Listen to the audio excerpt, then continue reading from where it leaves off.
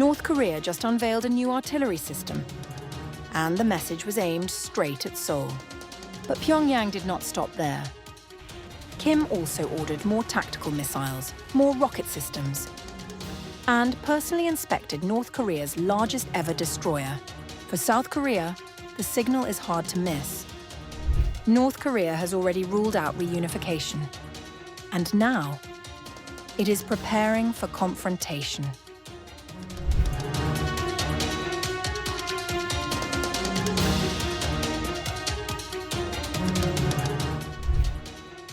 North Korea has a new gun, and it is pointed at the south. On May 8th, Pyongyang's state media released photographs of Kim Jong Un visiting a munitions factory on May 6th, where a new 155mm self-propelled howitzer is being produced for deployment along the southern border before the end of this year. The weapon has a strike range of over 60 kilometres. Seoul sits roughly 50 kilometres from the border, home to 10 million people. Kim was unambiguous about what the weapon was for. Kim Jong Un said that the striking range of this large-caliber rifled gun, which units at the borderlines are to newly equip themselves with, along with various operational and tactical missile systems and powerful multiple rocket launcher systems, is over 60 kilometers. And that such rapid extension of striking range and remarkable improvement of striking capability will provide a great change and advantage in the land operations of North Korea's army. The howitzers are not the only new hardware on display.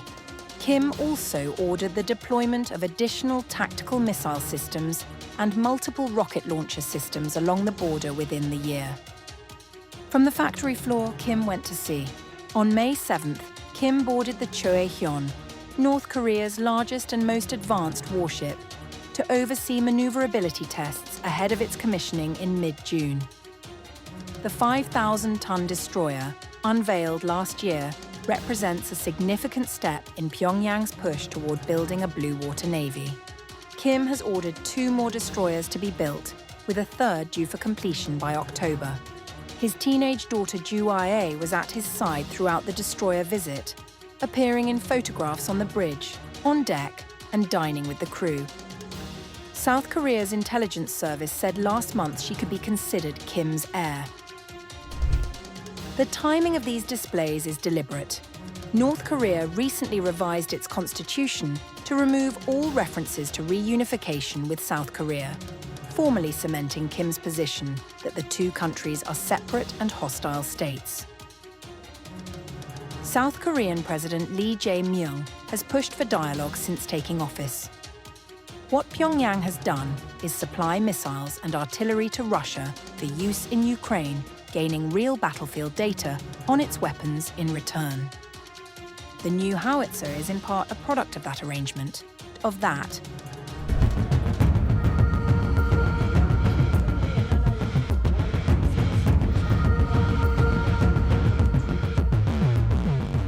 The only provision to unite the adversaries is gone. Decades-old phrases such as peaceful reunification and national unity have been erased. For more than 70 years, the idea of a unified Korean Peninsula sat at the heart of North Korea's founding doctrine. Kim Jong Un has wiped it away. North Korea has revised its constitution to remove every reference to reunification with South Korea, formally redefining itself for the first time since 1948 as a separate sovereign state. The change, disclosed by the South Korean Ministry of Unification and reported in international media on May 6th, follows years of signals from Pyongyang that Kim had abandoned any pretense of seeking common ground with Seoul. The new constitutional text is precise in how it draws the country's borders, stating that North Korean territory includes land bordering China and Russia to the north and the Republic of Korea to the south. That phrasing, analysts say, amounts to a formal acceptance of 2 distinct Korean states. Gone are references to peaceful reunification, national unity, and the northern half, phrases that had featured in the document for decades. This constitutional revision serves to reinforce a difference of opinion and set up the conditions for potential future clashes. The revision strips out other ideological foundations as well. The phrase Kim Il-sung Kim Jong-il Constitution, a nod to the dynastic legacy underpinning the regime, has been removed. So has language describing North Korea's revolutionary struggle against imperialist invaders. The changes reflected a deliberate repositioning. This fits in the context of a prolonged effort to redefine North Korea as a normal state, just like any other. Normal states define their adversaries in defense white papers and defense reviews. They do not define their adversaries in the Constitution. The revision also formalizes Kim's authority over the country's nuclear arsenal. A new clause gives the chairman of the State Affairs Commission, the post Kim holds, explicit command over nuclear forces, with the power to delegate use authority to what the document calls the National Nuclear Warfare Command Organization. The Constitution now describes North Korea as a responsible nuclear weapons state. The shift did not happen overnight. In late 2023, Kim publicly called Seoul the main enemy. In January 2024, the Arch of Reunification monument in Pyongyang was demolished. North Korea carried out 4 missile tests in April alone, the highest monthly figure in more than 2 years, and has been supplying troops and artillery shells to Russia for its war in Ukraine. Whether Pyongyang's behavior follows the tone of its revised constitution is another question entirely. The message is clear. The idea of one Korea is no longer policy. It is history.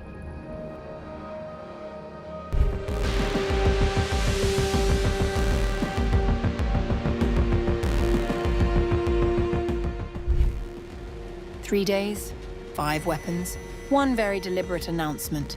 From April 6th through 8th, North Korea ran a weapons testing sprint. A Hwasong-11A ballistic missile, a blackout bomb, an electromagnetic weapon, a new anti-aircraft missile, and a cut-price rocket engine. The Korean Central News Agency reported it all on April 9th, attributing oversight to Kim Jong-sik, first Vice Director of the Workers' Party Munitions Industry Department. South Korean and Japanese military authorities confirmed detecting the launches. A missile fired from Wonsan on the east coast on April 8th flew over 700 kilometres, reaching an altitude of 60 kilometres. According to KCNA, that was the Hwasong-11A, and it was carrying a cluster munition warhead.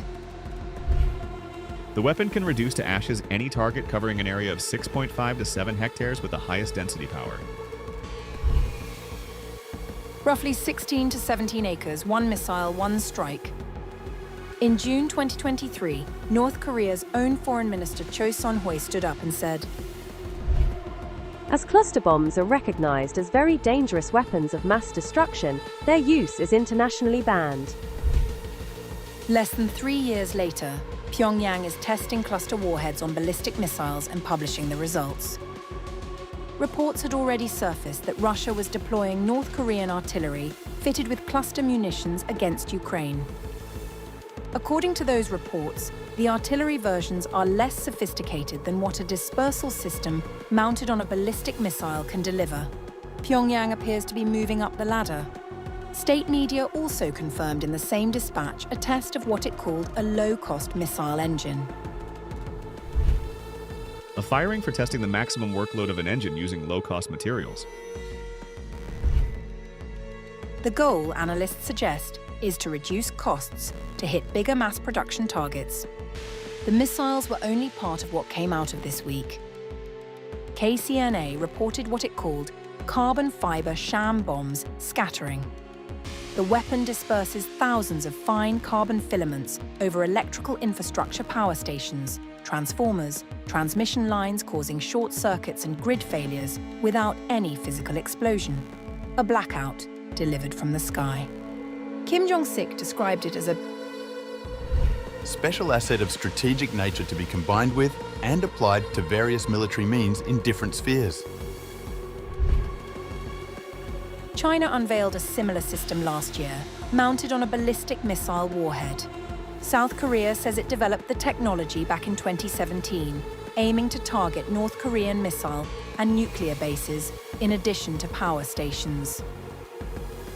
Pyongyang is now in that conversation, and notably, this marks the first time North Korean state media has ever mentioned development of such a weapon. Then there's the electromagnetic weapon. KCNA mentioned an electromagnetic weapons system test and offered almost nothing else. But in February at the 9th Party Congress, Jong Un had laid out his ambition clearly, calling for very powerful electronic warfare weapon systems for paralyzing the enemy's command nerve centers.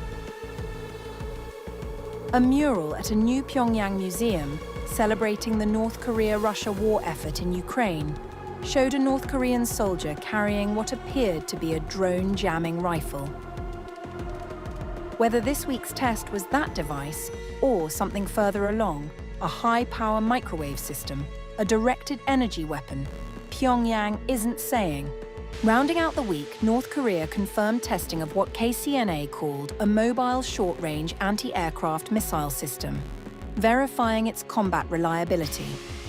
NK News analysis suggests it may be the Pyolji-3, often compared to Russia's Tor missile, built to target low-altitude aircraft near key military installations. It appeared first at a parade in October 2020. Its name confirmed at a Pyongyang Weapons Expo in November 2024. There are reports it has already been deployed to Russia.